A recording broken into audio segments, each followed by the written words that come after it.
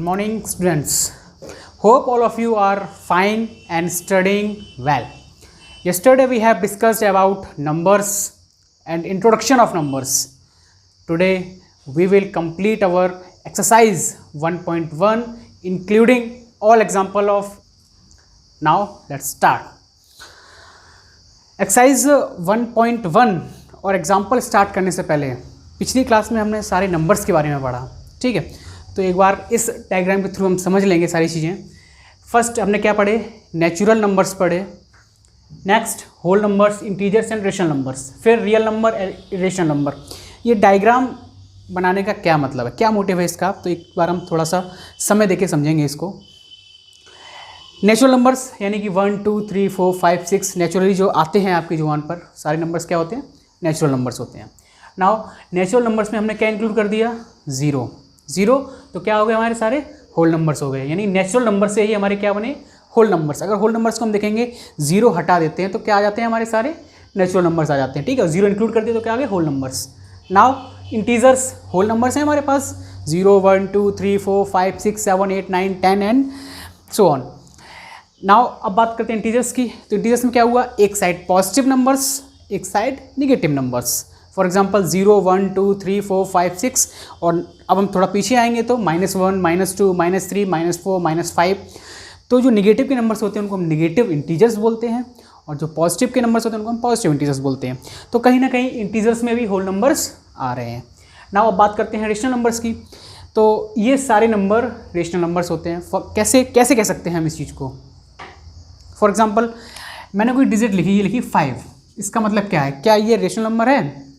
तो आप कहेंगे यस सर है, बिकॉज 5 के अपॉन में 1 होता है। कोई भी सिंपल डिजिट अगर लिखी हुई है, अगर ये 5 लिखा हुआ है तो इसका मतलब क्या है, आगे आपको इस चीज़ का बड़ा फ़ायदा मिलने वाला है। तो वो हम समझेंगे कि कोई डिजिट अगर लिखी हुई है तो वहाँ अपॉन में भी 1 होता है और उसके इनटू में भी 1 होता है, ठीक है।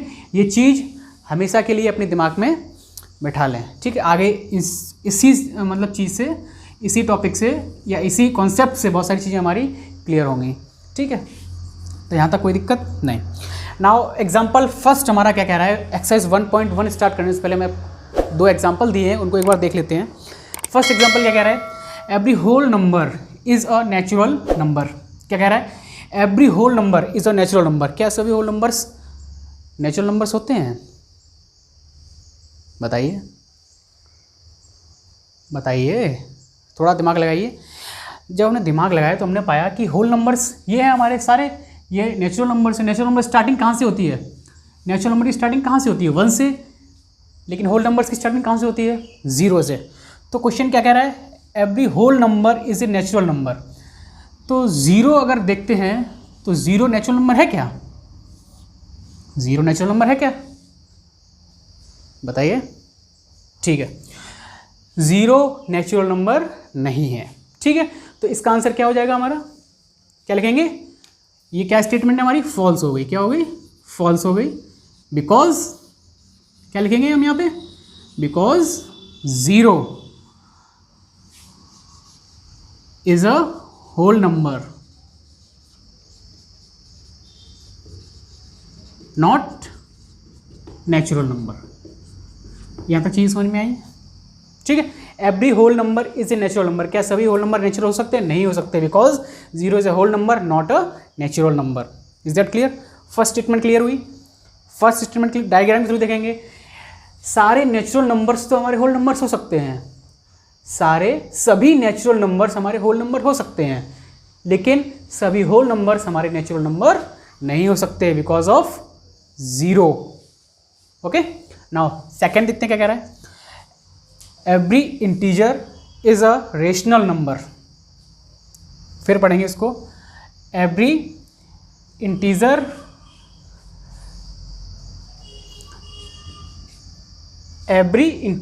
Is a rational number. क्या है, every integer is a rational number. Bar bar question, कोई भी क्वेश्चन करने से पहले हमें उसको बार बार पढ़ना है, और हमें उसको तब तक पढ़ना है जब तक कि वो दिमाग में ये स्ट्राइक ना कर दे कि एक्चुअल में इसका आंसर हो क्या सकता है। आपके सभी क्वेश्चंस का आंसर क्वेश्चंस में ही होता है। मैथ्स की एक अच्छी सी बात है कि आप किसी क्वेश्चन को बार बार पढ़ेंगे ना तो उसका आंसर अपने आप आपके दिमाग में आना शुरू हो जाएगा। तो बार बार पढ़ने का मतलब ये नहीं है कि आप रीड करना शुरू कर दें, नहीं, बार बार क्वेश्चन पढ़ते ही आपको क्वेश्चन समझ में आना चाहिए, क्वेश्चन में एक्चुअल में पूछा क्या गया है, तभी मैं बार बार पढ़ रहा हूँ इसको। क्या कह रहा है, every integer is rational number. क्या सभी इंटीजर रेशनल नंबर हो सकते हैं? क्या सभी इंटीजर रेशनल नंबर हो सकते हैं? इंटीजर्स ये रहे, क्या सभी इंटीजर्स हमारे रेशनल नंबर हो सकते हैं? अब बात करते हैं इंटीजर्स की। इंटीजर्स क्या होते हैं? इंटीजर्स होते हैं आपके पॉजिटिव और निगेटिव, यानी कि 0, 1, 2, 3 पॉजिटिव इंटीजर्स हो गए, और अगर पीछे हम जाएंगे तो नेगेटिव 1, -1, -2, -3 सारे हमारे क्या हो जाएंगे? निगेटिव इंटीजर्स हो जाएंगे। तो क्या कह रहा है, सभी इंटीजर्स आपके रेशनल नंबर्स होते हैं? दिमाग लगाइए बच्चों, क्या आंसर होगा इसका? तो क्या होगा? Yes, true. All integers is a rational number because हम उनको किस फॉर्म में लिख सकते हैं? सपोज -2 है तो इसको हम क्या लिख सकते हैं? -2/1। -5 है इसको हम क्या लिखते हैं? -5/1। 0 है इसको हम 0/1 लिख सकते हैं। 1 है इसको 1/1 लिख सकते हैं। 2 है 2/1 हो गया। तो क्या लिखेंगे हम? Integers, every integer is a rational number because integers can be written in the form of a/1 या b/1 कोई भी वेरिएबल हम ले लेंगे, यानी कि अपॉन में 1 हम वहाँ पे लिख सकते हैं। समझ में आया? नाउ नेक्स्ट क्वेश्चन हम पढ़ते हैं, क्या कह रहा है? Every rational number is an integer. क्या कह रहा है? Every rational number is an integer. Every rational number is an integer. क्या सभी रेशनल नंबर इंटीजर्स होते हैं? सभी रेशनल नंबर इंटीजर्स होते हैं? यस और नो? ये हो गया हमारा फॉल्स। अब कैसे हो गया? हाउ? भाई रेशनल नंबर्स हमारे क्या होते हैं जिनको हम किस फॉर्म में लिख सकते हैं? P/Q की फॉर्म में लिख सकते हैं। किस फॉर्म में लिख सकते हैं? P/Q की फॉर्म में लिख सकते हैं। तो जो रेशनल नंबर्स होंगे उनको हम P/Q की फॉर्म में लिख सकते हैं। ठीक है, ठीक है। लेकिन रेशनल नंबर की अगर हम बात करें, जैसे ये लिखा हुआ है, जैसे 2/5, ये रेशनल नंबर है। क्या ये इंटीजर है? क्या हम कहेंगे ये इंटीजर है? बट ये रेशनल नंबर तो है। 2/5 रेशनल नंबर है, लेकिन ये इंटीजर नहीं है। क्यों नहीं है? क्योंकि इसके साइन के आगे, इसके आगे माइनस साइन नहीं लगा हुआ है। तो false, because 2/5 is a rational number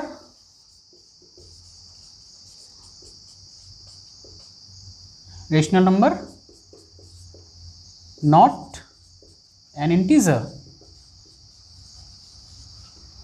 इस डायग्राम को बड़ा ध्यान से आपको कॉपी में बनाना भी है और समझना भी है, और इसी डायग्राम से सारे क्वेश्चंस के आंसर मैंने आपको बता दिए। ठीक, अब हम देखते हैं अपना एग्जाम्पल नंबर 2। देखते हैं एग्जाम्पल नंबर 2 क्या कह रहा है। एग्जाम्पल 2 क्या कह रहा है? Find 5 rational numbers between 1 and 2। Previous class 8th में हमने रेशनल नंबर्स फाइंड करने सीखे थे। ठीक है, हमने वहाँ पे ये भी सीखे थे कि रेशनल नंबर्स को हम नंबर लाइन पे कैसे रिप्रेजेंट करते हैं, और रेशनल नंबर्स किन्हीं 2 रेशनल नंबर्स के बीच में और रेशनल नंबर्स कैसे फाइंड कर सकते हैं। तो एक पॉइंट हमेशा याद रखना कि किन्हीं भी 2 रेशनल नंबर्स के बीच में इनफाइनाइट रेशनल नंबर्स हम फाइंड कर सकते हैं। इनफाइनाइट रेशनल नंबर्स हम फाइंड कर सकते हैं, और इस चीज़ को आप दिमाग से बिल्कुल निकाल दें कि जो रेशनल नंबर आप फाइंड करेंगे वो आपकी आंसर शीट से मिलने चाहिए, सेम होने चाहिए। नहीं होंगे कभी। अगर आप 1 और 2 के बीच रेशनल नंबर निकालें, भाई रेशनल नंबर क्या है? ऐसे नंबर जिनको हम P/Q के फॉर्म में लिख सकते हैं। तो अगर मैं आपसे बात करता हूँ, ये 1 है, ये 2 है, ठीक, हमें इनके बीच में क्या फाइंड करने हैं? Rational numbers. तो भी सबसे पहले बताइए क्या ये रेशनल नंबर है? तो आप कहेंगे हाँ सर रेशनल नंबर, क्योंकि इसके अपॉन में 1 है, इसके अपॉन में 1 है, यहाँ पे भी हम 1 ले सकते हैं, यहाँ पे भी 1 ले सकते हैं। तो 1 के बाद क्या आता है? 2। बीच में रेशनल नंबर होंगे? बिल्कुल होंगे, और कई एक साथ नहीं, कई सारे होंगे। तो भाई 5 रेशनल नंबर फाइंड करने हैं, तो हम क्या करते हैं भाई, 1 के बेस यानी कि जो डिनोमिनेटर है वहाँ पे हम किसका इंटू करेंगे? 6 का इंटू करेंगे। अगर मैं डिनोमिनेटर में 6 का इंटू किया है तो न्यूमिनेटर में भी 6 का इंटू करेंगे। तो 6 का इंटू 1 में करेंगे तो 6 हो गया, फिर 6 का 1 में करेंगे तो भी 6 हो गया। नाउ अगर 6 का इंटू हमने यहाँ पे किया है डिनोमिनेटर, तो यहाँ पे भी 6 आना चाहिए। एक चीज़ का हमेशा ध्यान रखना है हमें, डिनोमिनेटर सेम करना है। क्या करना है? डिनोमिनेटर सेम करना है। तो यहाँ 1 है तो 6 लाने के लिए क्या करना है हमें? 1 में भी 6 का इंटू करेंगे, तो 1 में 6 का इंटू करेंगे तो 6 आ गया। और 6 का इंटू अगर हमने डिनोमिनेटर में किया है तो न्यूमरेटर में भी करेंगे, तो 6 2 जा 12। तो अगर मैं आपसे कहूँ कि 6/6 को हम 1 लिख सकते हैं, तो आप कहेंगे यस सर लिख सकते हैं। क्यों लिख सकते हैं? क्यों लिख सकते हैं? क्योंकि 6 1 जा 6, कैंसिल आउट करेंगे 1 आ गया। 12/6 को हम 2 लिख सकते हैं, आप कहेंगे यस सर लिख सकते हैं। कैसे लिख सकते हैं? 6 2 जा 12, कैंसिल आउट करेंगे 2 आ गया। तो आप रेशनल नंबर हम फाइंड कर सकते हैं। वही 6/6, इसके बाद क्या आता है? 7/6, इसके बाद क्या आता है? 8/6, इसके बाद क्या आता है? 9/6, इसके बाद क्या आता है? 10/6, इसके बाद क्या आता है? बताओ। 11/6, इसके बाद क्या आएगा? 12/6। इसको कैंसिल आउट कर दिया, क्या आ गया? 1। इसको कर दिया, क्या आ गया? 2। तो इसको हम लिख सकते हैं 1 7/6, 8/6, 9/6, 10/6, 11/6 एंड 2। वही देख लो, ये रेशनल नंबर आ गए हमारे। 1 और 2 के बीच में ही तो है सारे रेशनल नंबर। तो क्या कह रहा था? Find 5 rational number between 1 and 2।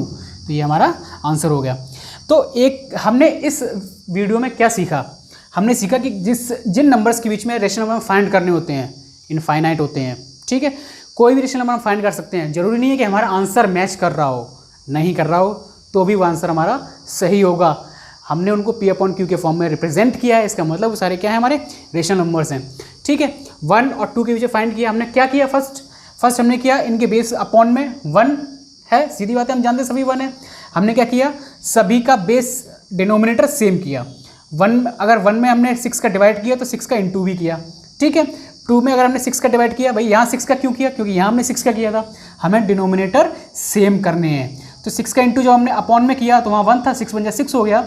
और न्यूमरेटर में किया 6 का इंटू, यहाँ 6 का इंटू करेंगे तो क्या आएगा? हमारा 12 आ गया, ठीक है। अब हम आगे बढ़ते हैं अपनी सीरीज़ में। भाई 6/6 1 हो गया, 7/6, 8/6, 9/6, 10/6, 11/6, 12/6। तो 1 and 2 के बीच में ये 5 रेशनल नंबर्स हमारे आ गए, ठीक है। इसी तरीके से हम आगे रेशनल नंबर फाइंड करेंगे। आइए बढ़ते हैं अब हम अपने एक्सरसाइज 1.1 की ओर। एक्सरसाइज 1.1 फर्स्ट क्वेश्चन क्या कह रहा है देखते हैं। इज 0 और रेशनल नंबर? क्या 0 रेशनल नंबर है? पहले हमने बताया था 0 रेशनल नंबर है या नहीं है, तो आप कहेंगे sir yes 0 is a rational number. Clear? Can you right it in the form of P/Q? Yes, we can write it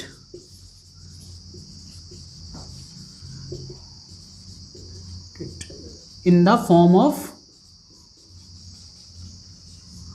P/Q. For example 0 equals to 0/1 हो सकता है, 0/2, 0/3। भाई 0 के अपॉन में कुछ भी करो आएगा तो 0 ही, इसलिए इक्वल्स टू का साइन हमने लगा दिया। 0/4 या यूँ कह लीजिए 0/m, where m any integer, ठीक। नेगेटिव भी हो सकता है, पॉजिटिव भी हो सकता है। Is that clear? सिंपल सा क्वेश्चन था। स्टेटमेंट हमने सारी पढ़ी हैं, सारे नंबर्स के बारे में हम जानते हैं। अगर सारे नंबर्स के बारे में हमने फर्स्ट लेक्चर में समझा है अच्छे से और एग्जाम्पल को भी अच्छे से समझा है, तो हम यहाँ कह सकते हैं, क्या कह सकते हैं? Yes 0 is a rational number, ठीक है। Now question number 2। आइए नेक्स्ट क्वेश्चन देखते हैं। Question number 2, find 6 rational numbers between 3 and 4। और सेम क्वेश्चन नंबर 3 है, find 5 rational numbers between 3/5 and 4/5। तो ये दोनों क्वेश्चंस करने आपको ही हैं। एग्जाम्पल मैंने समझाया था, वहाँ पे सारे रेशनल नंबर्स फाइंड करने मैंने बताए थे। मैंने वहाँ पे ये भी बताया था कि कोई भी 2 रेशनल नंबर्स के बीच में इनफाइनाइट रेशनल नंबर्स होते हैं। कोई भी 2 नंबर्स के बीच में इनफाइनाइट रेशनल नंबर्स होते हैं। तो अगर हम बात करते हैं find 6 rational numbers between 3 and 4, 3 और 4 के बीच में हमें रेशनल नंबर्स फाइंड करने हैं। तो मैंने क्या बताया था भाई, ये 3 है, ये क्या है 4 है, ठीक। अपॉन में 1 है, यहाँ पे अपॉन में 1 है, तो हम क्या करते हैं, हमें कितने चाहिए 6 चाहिए, तो हमें काम करते हैं एक डिजिट बढ़ा के, यानी 7 का इंटू अपॉन 7 का डिवाइड करते हैं, 7 का इंटू करते हैं, इसमें क्या लिखेंगे